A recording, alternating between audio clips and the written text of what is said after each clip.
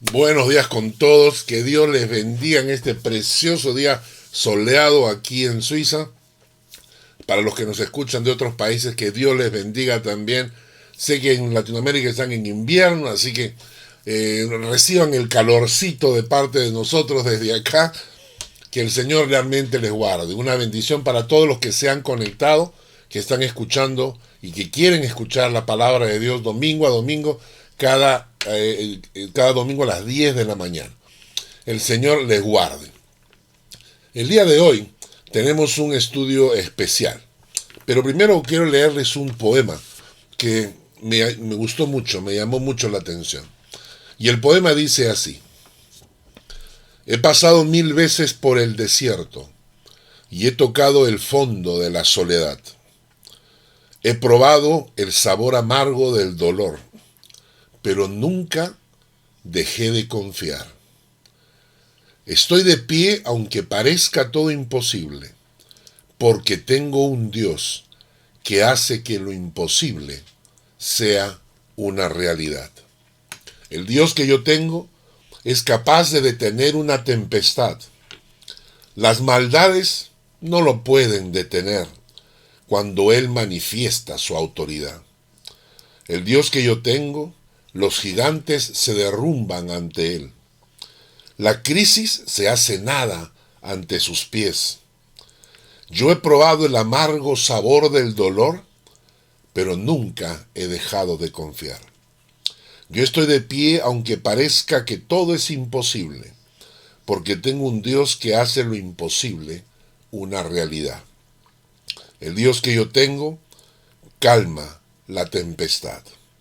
El Dios que yo tengo, los gigantes se derrumban ante Él. El Dios que yo tengo pelea mis batallas. El Dios que yo tengo nunca me ha fallado. El Dios que yo tengo se llama Jesús de Nazaret. Qué precioso poema, porque tiene que ver mucho con el Salmo 16 que nos toca el día de hoy. Antes de leer el Salmo 16, yo quiero hacerte una pregunta. Para muchos de nosotros, los que estamos entrando ya a lo que se conoce como la tercera edad, ya 60 añitos, un poquito más, este año cumplo 62 años, ¿no? Nosotros ya dejamos de hablar de hijos, empezamos a hablar de nietos, ¿no? Es decir, todos de una u otra forma anhelamos en algún momento tener a nuestros nietos y poder darles el amor que le dimos a nuestros hijos. Aunque dicen que los abuelos estamos para malcriar y los padres están para criar. Entonces yo ya avisé a mis hijos que yo voy a ser un abuelo malcriador. Pero cuando pensaba en este tema y pensaba en este poema, ¿qué pasaría si una vez alguno de mis nietos me pregunta: abuelo, ¿por qué crees en Dios? O ¿cómo es el Dios en el que tú crees? Descríbeme al Dios en el que tú crees. Y yo les pido a ustedes que hagan un ejercicio. Agarren una hoja de papel y apunten en la parte de arriba la siguiente pregunta: ¿cómo describirías a tu Dios si tu nieto o tu hijo te preguntara? ¿Cómo describirías a tu Dios si tu nieto o tu hijo te preguntara cuál es el Dios que tú tienes? ¿Cómo es tu Dios? Descríbemelo, ¿no? ¿Y cómo le relatarías a tus nietos, teniendo a tus nietos sentados a tu lado y explicarles: te voy a contar el Dios en el que yo creo, el Dios en el que yo decidí seguir toda mi vida, es así, y contarles? ¿Saben por qué les digo esto? Porque el Salmo 16, el rey David describe a su Dios. Y me pareció precioso la manera en que él describe a Dios. ¿Qué diríamos, por ejemplo? A la hora de relatar, hablaríamos, por ejemplo, de lo que Dios ha hecho en nuestras vidas. Le contaríamos a nuestros nietos: mira, te voy a contar un milagro que hizo Dios. Te voy a contar cómo Dios me transformó. Te voy a contar cuando un momento de necesidad cómo Dios me proveyó de dinero. Y estas características describirían a tu Dios. Vamos a leer el Salmo 16, teniendo esto en mente, teniendo en mente la idea cómo describiría yo a Dios o cómo describe David al Dios en el que él confía. Y abran su Biblia en el Salmo 16 y lo van a mantener marcado porque ese es el texto base para la prédica del día de hoy. Leemos. Salmo 16. Guárdame, oh Dios, porque en ti he confiado. Oh alma mía, dijiste a Jehová, tú eres mi Señor. No hay para mí bien fuera de ti. Para los santos que están en la tierra y para los íntegros es toda mi complacencia. Se multiplicarán los dolores de aquellos que sirven diligentes a otro Dios. No ofreceré yo sus libaciones de sangre, ni en mis labios tomaré sus nombres. Jehová es la porción de mi herencia y de mi copa. Tú sustentas mi suerte. Las cuerdas me cayeron en lugares deleitosos, y es hermosa la heredad que me ha tocado. Bendeciré a Jehová, que me aconseja. Aún en las noches me enseña mi conciencia. A Jehová he puesto siempre delante de mí. Vamos a quedarnos aquí. Luego vamos a continuar con los últimos versículos. Pero cuando yo leía este pasaje, encontraba varias descripciones que David hacía de Dios, de su Dios, de su Dios, ¿no? Y quiero que me acompañen a verlas, ¿no? Salmo 16. En los primeros 8 versículos encuentro yo 7 características. Guárdame, oh Dios, porque en ti he confiado. Oh alma mía, dijiste a Jehová, tú eres mi Dios, no hay para mí bien fuera de ti. En el versículo 5 dice, Jehová es la porción de mi herencia y de mi copa. Tú sustentas mi suerte. En el versículo 7 dice, bendeciré a Jehová que me aconseja. Versículo 8, a Jehová he puesto siempre delante de mí. Vamos a analizar cada una de ellas y qué es lo que David está diciendo. Por ejemplo, la primera, guárdame, oh Dios, porque en ti he confiado. Él es mi refugio. Esa expresión, porque en ti he confiado, en el hebreo significa porque he buscado en ti el refugio cuando lo necesité. Entonces, Él es mi refugio. En el versículo 2 dice, oh alma mía, dijiste a Jehová, tú eres mi Señor. Él es mi Señor. Otra definición de Dios.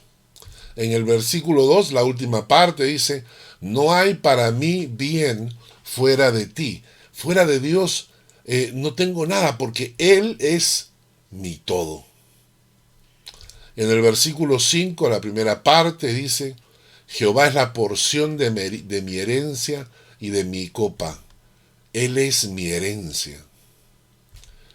La segunda parte del versículo 5 dice, tú sustentas mi suerte.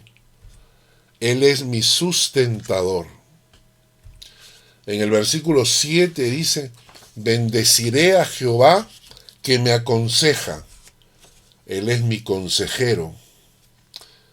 Y en el versículo 8 dice, a Jehová he puesto siempre delante de mí. Él es la guía de mi vida.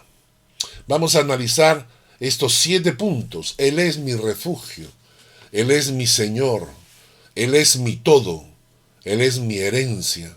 Él es mi sustentador. Él es mi consejero. Él es la guía de mi vida.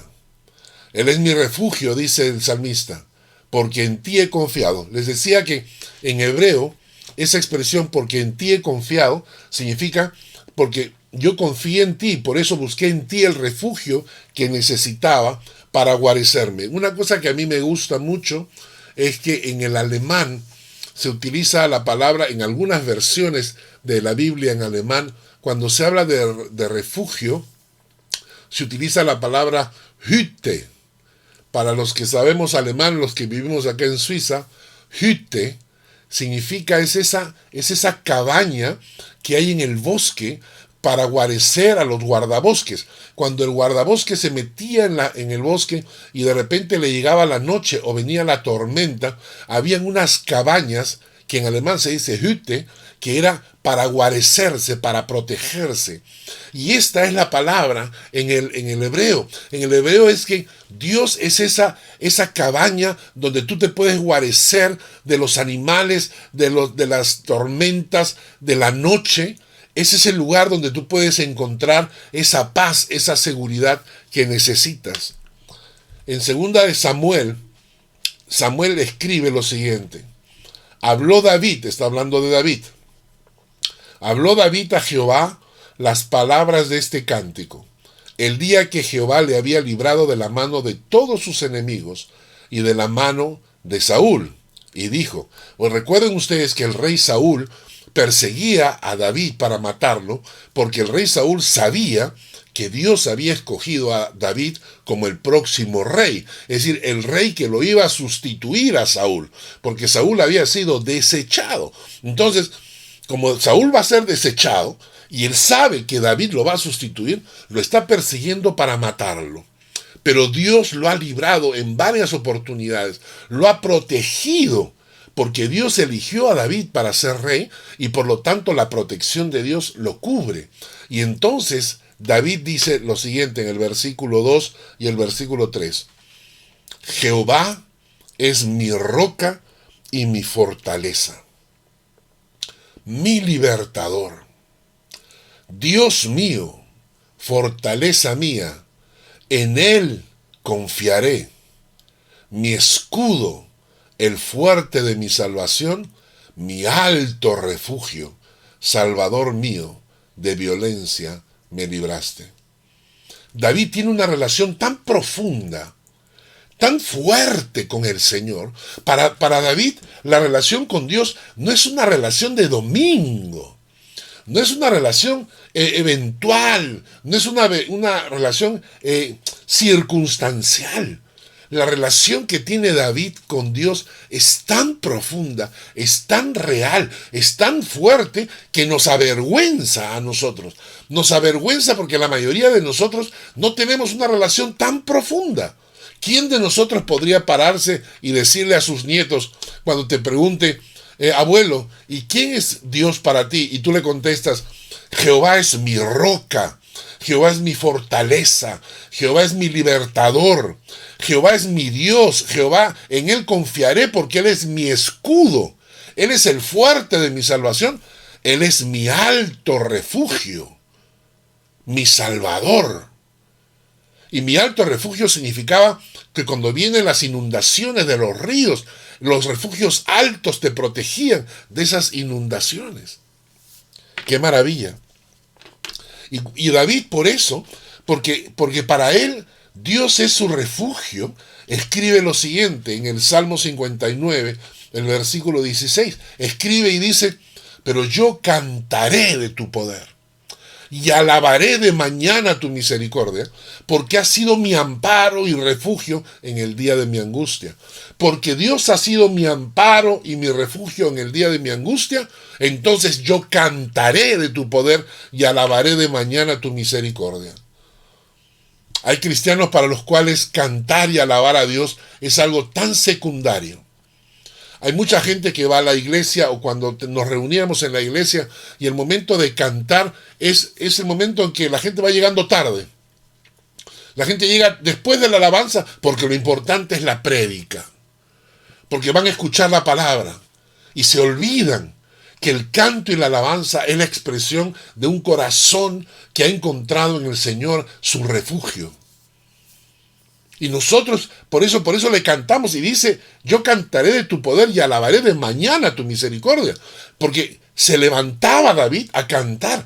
¿Cuánto nos falta, hermanos? Levantarte en la mañana a cantar, levantarte en la mañana a alabar el nombre de Dios, no solamente a orar y sacar tu lista de peticiones, pero a cantarle al Señor. Levántate en la mañana a cantarle al Señor. ¿Por qué? Porque Él es tu amparo y tu fortaleza y tu refugio en el día de tu angustia.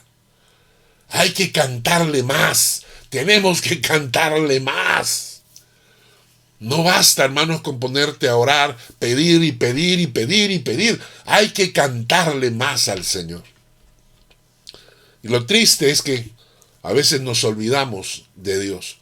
Y Dios, para hacernos recordar, tiene que mandarnos pruebas.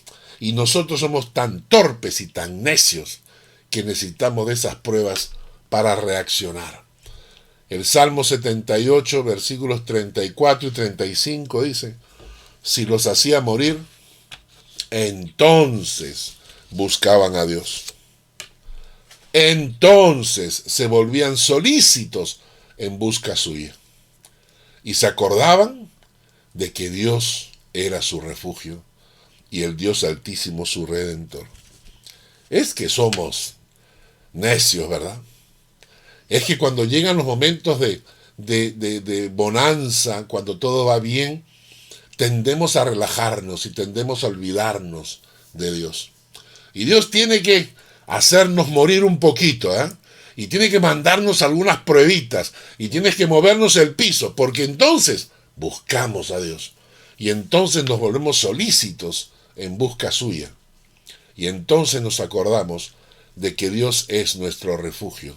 Así que si estás pasando por una prueba o alguna dificultad, quizás lo primero que tienes que decirle es: perdóname, Señor, porque me había olvidado que tú eres mi refugio.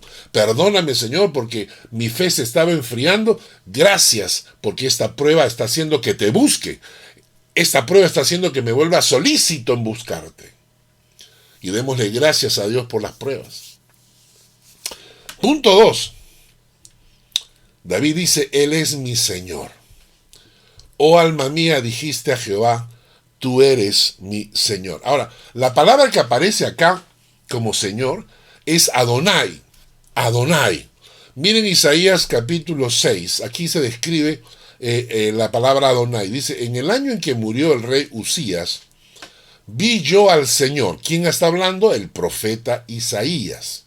Él está hablando. Dice: vi yo al Señor. Y ahí utiliza la palabra Adonai. La misma palabra que David dice: tú eres mi Señor, tú eres mi Adonai. Esta palabra Adonai que se utilizaba para no pronunciar el nombre de Jehová. Le tenían tanto respeto los judíos al nombre de Jehová, que cada vez que aparecía el nombre de Jehová, ellos preferían decir Adonai, para no ofender a Dios en alguna manera. Entonces, ellos decían: tú eres mi Señor, tú eres mi Adonai. Pero miren cómo Isaías lo describe. Dice: sentado sobre un trono alto y sublime, y sus faldas llenaban el templo. Por encima de él había serafines. Cada uno tenía 6 alas. Con 2 cubrían sus rostros, con 2 cubrían sus pies y con 2 volaban. Y el uno al otro daba voces diciendo: Santo, Santo, Santo, Jehová de los ejércitos, toda la tierra está llena de su gloria.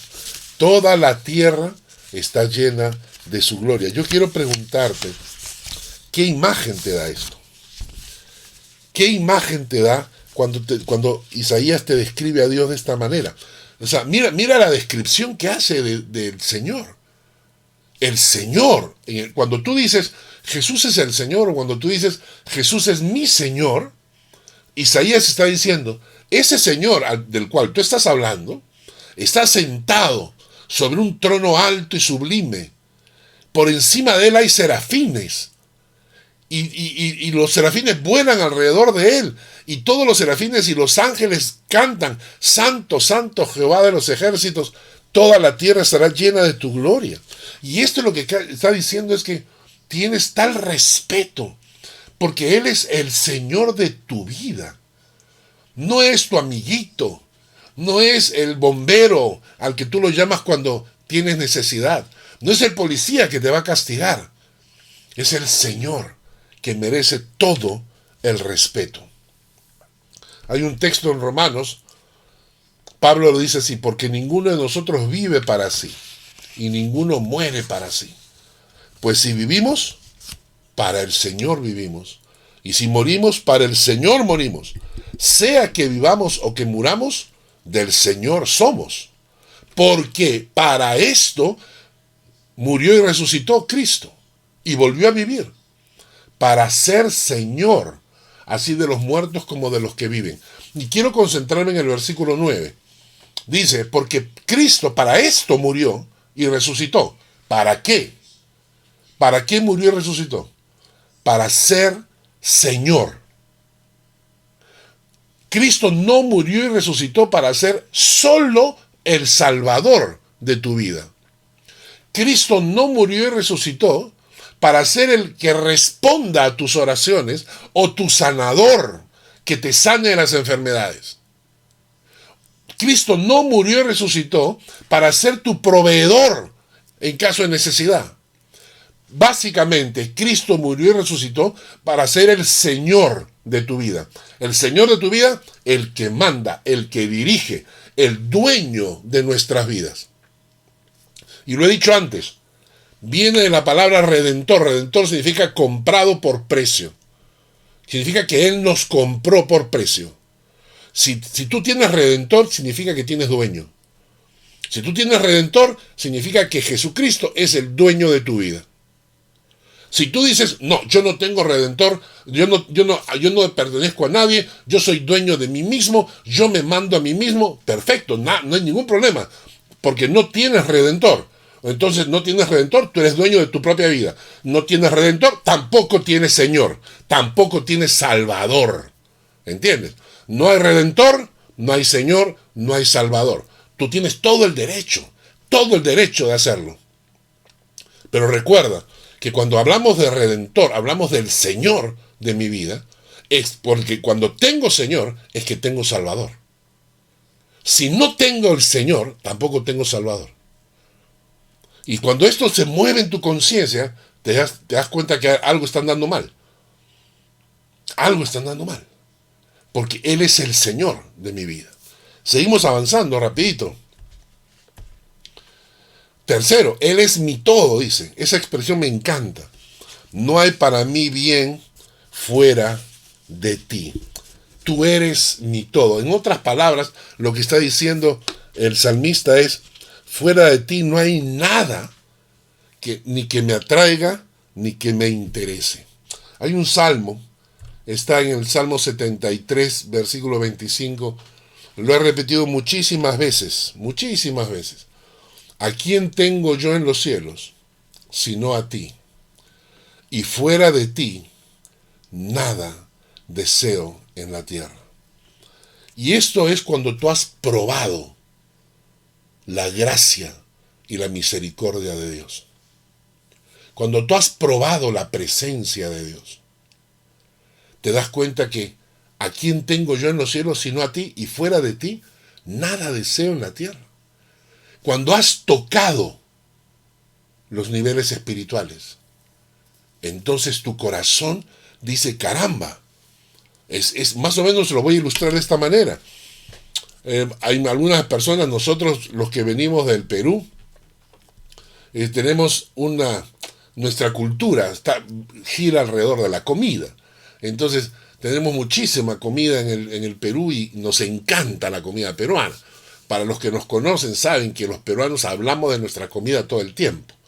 ¿Y quién no quiere un pan con chicharroncito? ¿Quién no quiere su arroz chaufa? ¿Quién no quiere su ceviche, su carapulcra, su lomo saltado? ¿Eh? Entonces, cuando nosotros los peruanos hemos comido esa comida y luego nos dan de comer una comida que no es, tú dices, no gracias, no gracias, ¿no? Recuerdo hace mucho tiempo atrás, estábamos en Austria con mi hermana, y mi hermana había invitado a sus amigos austriacos a comer. Y entonces había preparado arroz con pollo. Mi hermana es una persona inteligentísima. Mi hermana es una persona súper preparada. Ella tiene un montón de títulos profesionales y es de altísimo nivel. Es una investigadora científica de altísimo nivel. Pero de cocinera, Dios mío, había preparado un arroz con pollo. Y cuando yo abro la olla, ella me mira y me dice, te callas, tú te callas y te lo comes calladito y no haces ningún comentario delante de mis amigos. Cuando uno ha probado a Dios, cuando uno ha probado la gracia de Dios, el amor de Dios, el perdón de Dios, concluyes como David decía, ¿a quién tengo yo en los cielos sino a ti? Y fuera de ti nada deseo en la tierra. Y ojalá podamos probar a Dios de esa manera. Ojalá. Vamos a ver la parte 4 que me encanta, que es, Él es mi herencia. Notan que estoy pasando un poquito rápido porque veo que el reloj se me va cortando el tiempo y todavía tengo que tocar 3 puntos más y luego tenemos que terminar el Salmo. Entonces hay algunos versículos que no voy a leerlos, los pueden buscar luego, volver a ver el video y volver a ver los versículos y volverlos a leer. En el punto 4, David le dice a Dios, Jehová es la porción de mi herencia. Eso está en el versículo 5. Jehová es la porción de mi herencia y de mi copa. Jehová es mi herencia. Hasta ahora que hemos visto, Jehová es mi refugio. Jehová es mi Señor. Jehová es mi todo. Jehová es mi herencia. Y cuando hablamos de esto, inmediatamente pensamos en que la herencia nos hace recordar a los levitas. Cuando los levitas entraron a la tierra prometida, ustedes saben, Moisés rescata al pueblo de Egipto y lo lleva caminando por el desierto durante 40 años. Luego fallece Moisés, fallece esa generación, y la nueva generación entran a la tierra prometida bajo la tutela y el liderazgo de Josué y de Caleb. Ellos, con la mano de Dios, toman posesión de la tierra prometida. Tienen que pelear, tienen que luchar, pero al final toman posesión de la tierra prometida. Y la tierra prometida se va a dividir, y recuerden que eran los 12 hijos de Jacob, o también los 12 hijos de Israel, porque a Jacob se le cambió el nombre por el de Israel, y entonces los 12 hijos de Israel se convierten en las 12 tribus de Israel. ¿Ok? Pero cuando van a dividir la tierra, miren lo que ocurre. Dividen en 12 partes. La tierra prometida se dividió en 12 partes. A cada tribu le tocó una parte. Pero, a la tribu de Leví no le dieron nada. Entonces uno diría, ups, pero entonces son 11 partes. No, porque a José, el que fue vendido por sus hermanos que llegó a Egipto, a José no le dieron una tierra, sino le dieron 2, una para cada uno de sus hijos. Y así se completaron las 12 porciones. Pero a los levitas no le dieron tierra. No le dieron. Entonces el texto nos dice, en Números, nos dice, y Jehová le dijo a Aarón, de la tierra de ellos no tendrás heredad, ni entre ellos tendrás parte. Yo soy tu parte y tu heredad en medio de los hijos de Israel. Y cuando Dios habló de los levitas, porque Aarón era de los levitas, lo que Dios estaba diciendo es, no.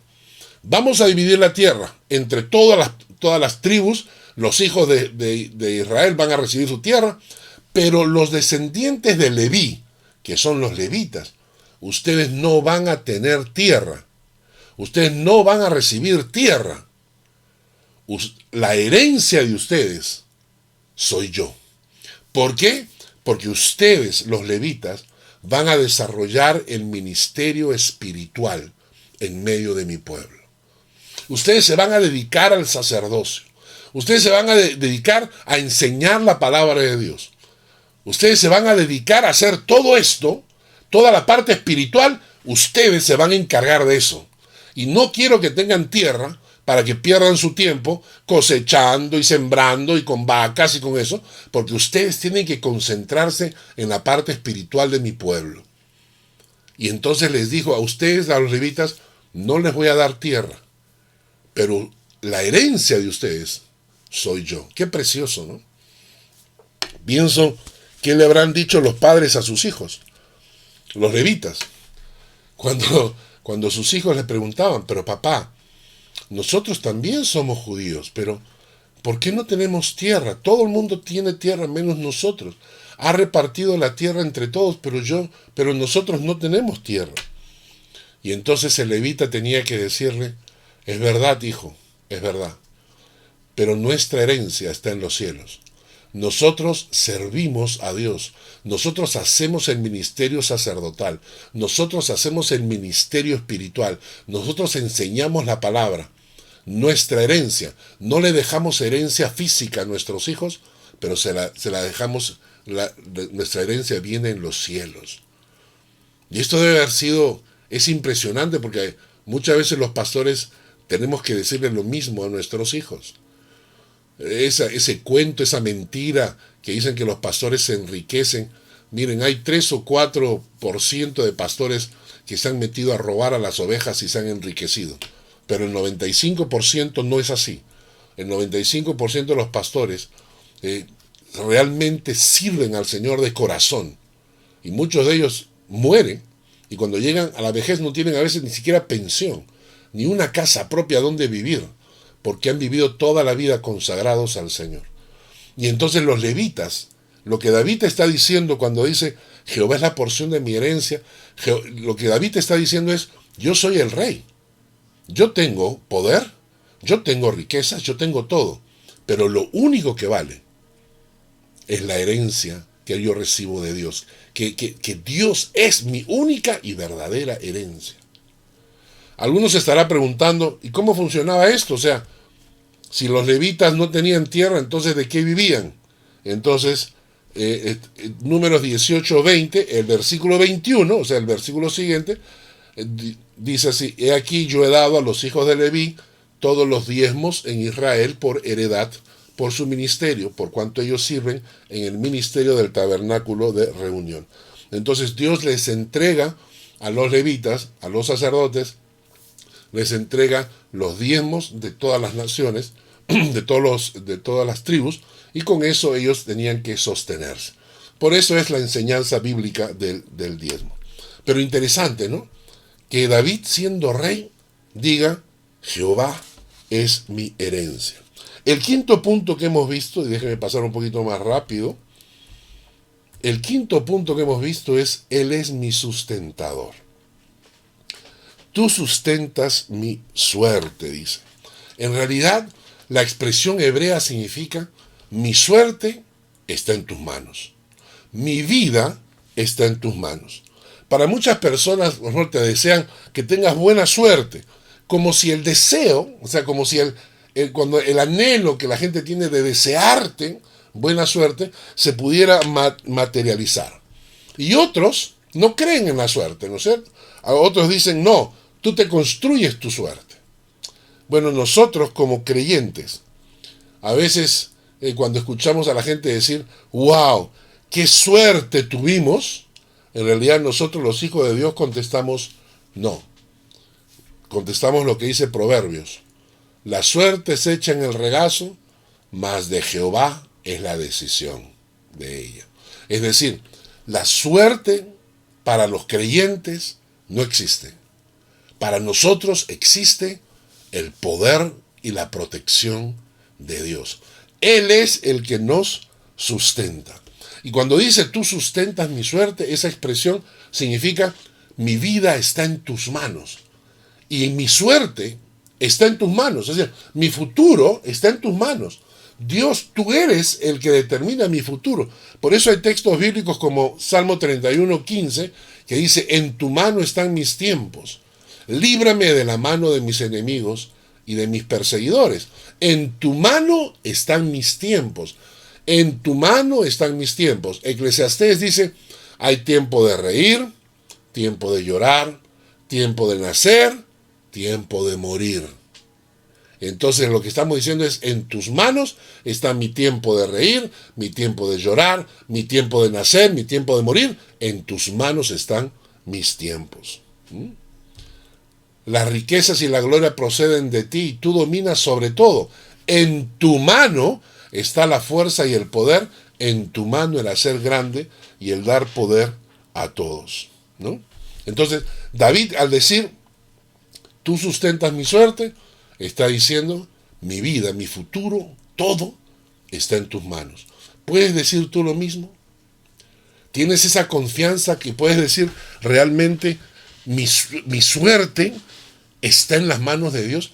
En realidad, mi vida está en las manos de Dios, mi futuro está en las manos de Dios. En sexto lugar, David dice, Él es mi consejero. En el versículo 7 dice, bendeciré a Jehová que me aconseja.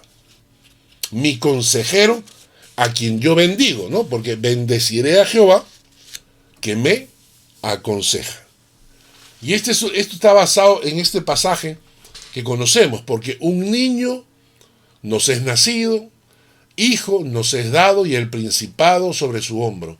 Y se llamará su nombre admirable, consejero, Dios fuerte, Padre eterno, príncipe de paz.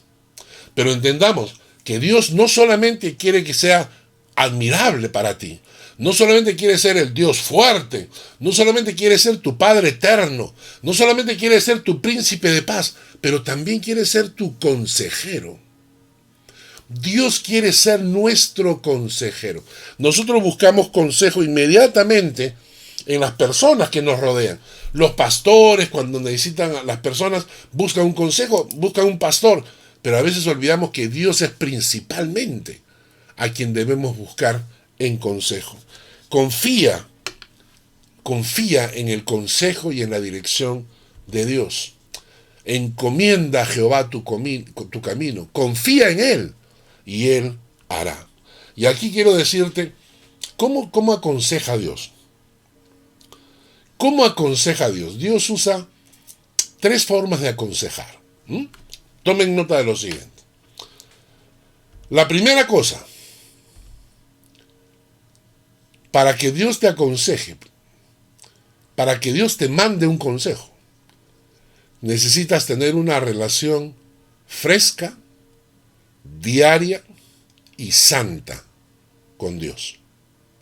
Una comunión en oración que abra las puertas de tu alma para escuchar al Espíritu Santo hablando a tu corazón. Es como cuando estamos en una fiesta y el volumen es tan alto que no puedes escuchar a los demás. Pues bien, lo mismo ocurre en tu relación con Dios. Si estás tan ocupado, si estás tan atareado que no tienes tiempo para el Señor, tampoco vas a poder escuchar su voz. Si todo el día corres para aquí, para allá, que tienes que hacer, que no tienes que hacer, que te falta tiempo para dormir, que tienes que levantarte, que hay que trabajar, y estás tan ocupado que no tienes tiempo para Dios, es probable que tampoco puedas escuchar su voz. Por eso necesitas tener un tiempo a solas con Dios, pero noten esas 3 palabras, es una relación fresca, diaria y santa. Fresca, diaria y santa con Dios.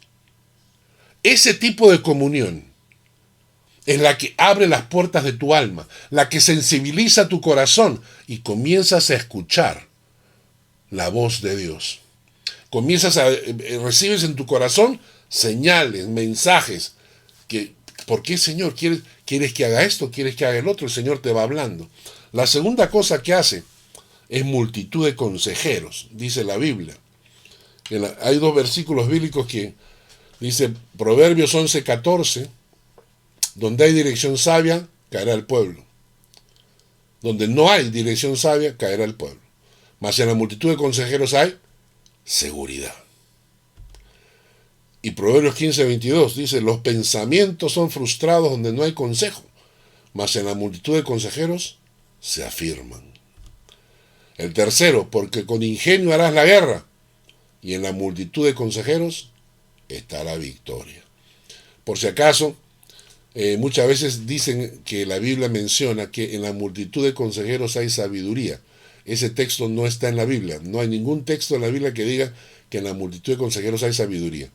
Pero sí, acá dice que en la multitud de consejeros hay seguridad, en la multitud de consejeros se afirman los pensamientos, en la multitud de consejeros hay victoria. Claro, en el fondo es sabiduría, solamente para aclarar. Y en tercer lugar, hemos visto, primero, una relación fresca y diaria con Dios, diaria y santa con Dios. Segundo, multitud de consejeros. Y tercero, su palabra. La palabra de Dios, porque la palabra de Dios ya tiene mensaje revelado. Ya tiene. Tus testimonios son mis delicias y mis consejeros, decía David. Toda la escritura es inspirada por Dios y útil para enseñar, para redarguir, para corregir, para instruir en justicia, a fin de que el hombre de Dios sea perfecto, preparado para toda buena obra. ¿Qué quiere decir esto? Que estas tres cosas, la relación, los consejeros y la palabra de Dios, es el medio por medio del cual Dios te aconseja.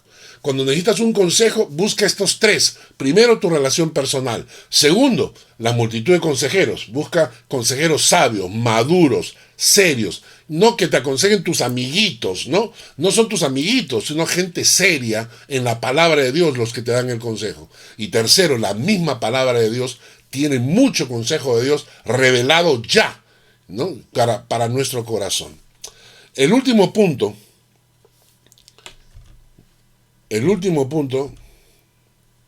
lo vemos en el versículo 8. Quiero que busquen ustedes el versículo 8.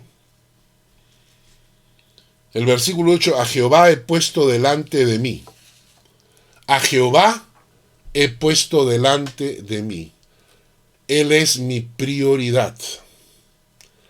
Te tengo siempre delante de mis ojos.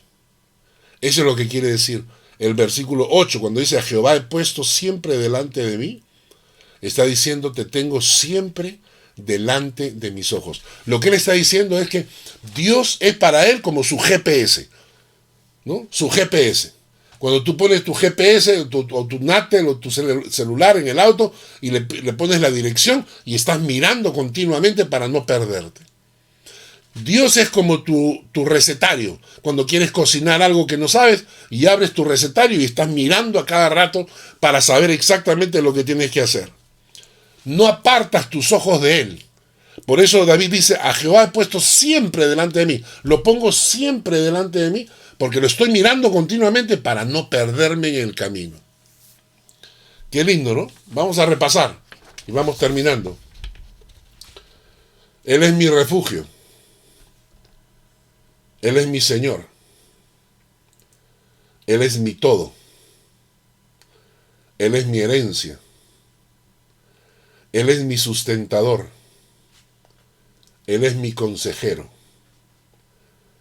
Él es la guía de mi vida. Él es mi prioridad. Quiero que abran sus Biblias, y ya terminamos con esto, en el Salmo 16. ¿Cuál es el resultado? ¿Cuál es el resultado? En el versículo 8 dice, a Jehová he puesto siempre delante de mí. Primer resultado de tener a un Dios de esta categoría. Un Dios que es tu refugio, tu Señor, tu todo, tu herencia, tu sustentador, tu consejero, tu guía. ¿Cuál es el resultado? El versículo 8 dice, a Jehová he puesto siempre delante de mí. Y luego termina y dice, porque está a mi diestra, no seré conmovido. Esa seguridad. Porque está a mi diestra, no seré conmovido. Seguridad. Versículo 9. Se alegró por tanto mi corazón y se gozó mi alma. Gozo. Seguridad y ahora gozo. Mi carne también reposará confiadamente. Confianza. Seguridad, gozo y confianza. Porque no dejarás mi alma en el Seol, ni permitirás que tu santo vea corrupción. No permitirás que mi alma se quede en el lugar de los muertos. El Señor es el lugar de los muertos, porque te da vida eterna. Versículo 11. Me mostrarás la senda de la vida, dirección. En conclusión, el resultado de tener a un Dios así tan real es que tu vida tiene seguridad, gozo, confianza, vida eterna, dirección. Y por eso termina el Salmo diciendo: en tu presencia hay plenitud de gozo, delicias a tu diestra para siempre. ¿Por qué? Porque esa vida es la vida plena que yo quiero vivir. Hermanos, que Dios les bendiga. Repasen este salmo, es precioso. Tiene tanta enseñanza y cada parte. Y no se olviden de hacer la tarea que les encomendé. La tarea de llenar la lista de qué es lo que le vas a contar a tus nietos cuando te pregunten en qué Dios crees y por qué crees en ese Dios.